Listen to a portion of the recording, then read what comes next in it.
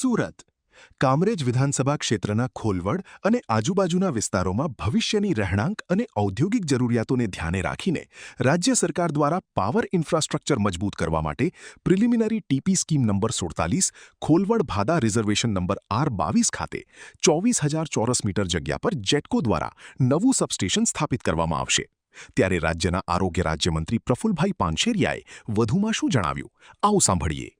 આજે ખોલવડ વિસ્તારની અંદર લગભગ ઘણા ખરા રેસિડન્ટ્સ થઈ ચૂક્યા છે, ત્યારે ટીપી 47 ખોલવડ ભાદામાં 24,000 મીટર જગ્યા આપણે જેટકોને અહીંના તમામ વિસ્તારોને આવનારા સમયમાં લાઇટ સંપૂર્ણપણે પાવર પ્રાપ્ત થાય અને એક પણ જગ્યાએ કનેક્શન ન મળે એવું ન બને, એટલે આગોતરા આયોજન સાથે રાજ્ય સરકારે જેટકોને 84 કરોડ રૂપિયા જમા કરાવી દીધા છે। આ કબજો લેવાઈ ગયો છે અને હવે ખોલવડ અને આજુબાજુના વિસ્તારમાં જેટલા પાવર જોઈએ એટલો સંપૂર્ણપણે એક વર્ષની અંદર કાર્યરત થશે।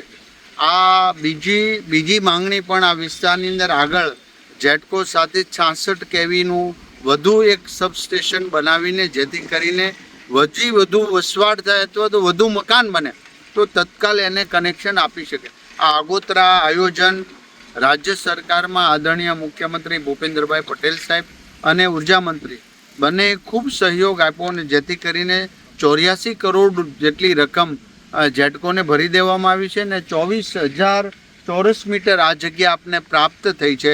આમાં હવે જેટકો દ્વારા સબસ્ટેશનનું પ્લાનિંગ કરીશું, જેથી કરીને સંપૂર્ણ ખોલવડ ભાદા આખા વિસ્તારને જેટલો ને જ્યારે જોઈએ કનેક્શન ત્યારે પ્રાપ્ત થઈ શકશે। અત્યારે પૂરતું જ હતું, પરંતુ 1 કે 2 વર્ષ પછી આ વિસ્તારની અંદર નવા કનેક્શન આપી શકાય એટલો લોડ ન હતો, જે આગોતરા આયોજનથી અમે આ પ્લાનિંગ કર્યો છે। કામરેજ વિધાનસભા ક્ષેત્રના ખોલવડમાં આ સૌથી મોટું જેટકોનું આ પ્લાનિંગ રાજ્ય સરકાર દ્વારા કરવામાં આવ્યું છે, જે આવનારા સમયમાં નવા રેસિડેન્સને નવા ઇન્ડસ્ટ્રીને આપણે જે પ્રમાણે જોઈએ એ પ્રમાણે પાવર આપી શકીએ।